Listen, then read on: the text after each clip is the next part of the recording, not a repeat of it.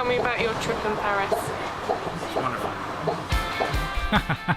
I'm just being cheeky. Yes, it was wonderful.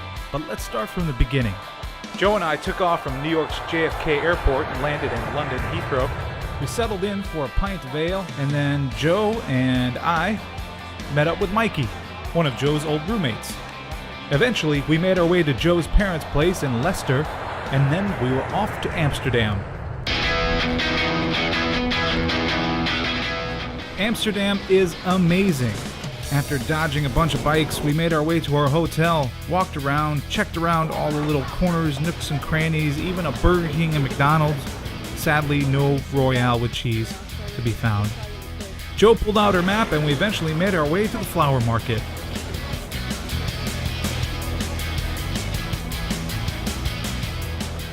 We're at the Bloemen Market, which is the flower market in Amsterdam. And you can buy tulip bulbs, tulips, various flowers, orange trees in a can, things like that.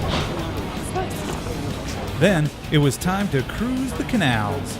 We're right by Central Station, which is over that way, and just got onto a boat.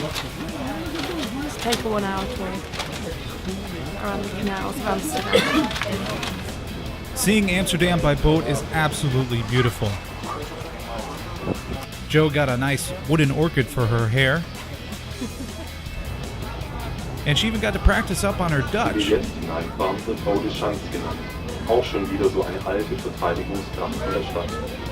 The cruise had 3 different languages to guide us along. It's illegal. In other words, they have permission from the city to be where they are. They have gas, water and electricity.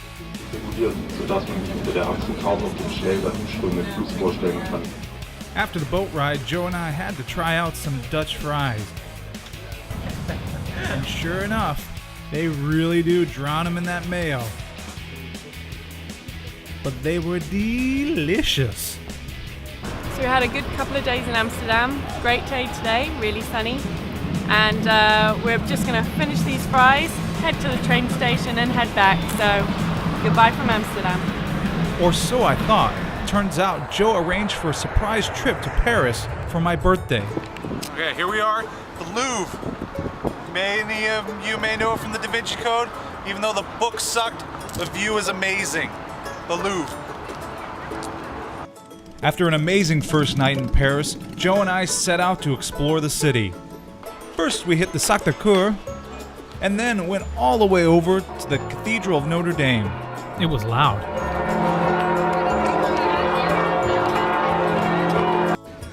By nightfall, we were at the Eiffel Tower, where at the stroke of every hour for 10 minutes, it lights up like a diamond. Eiffel Tower at 11 o'clock p.m. The next morning, we set out to meet up with Duncan, one of Joe's old buddies from home, who just happened to be in Paris on his way to see his family. One of my favorite parts was the seating arrangements at the cafes. In the States, most chairs are pointed at each other, but in Paris, the chairs are pointed out towards the street for optimal people watching.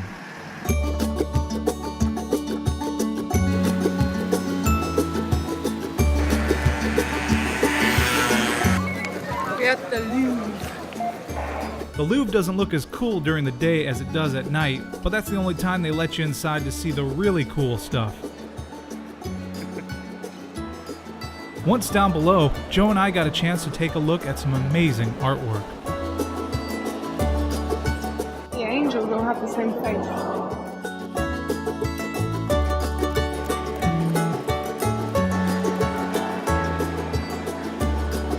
Walking up to see the Mona Lisa is like walking into the paparazzi, and I don't blame him.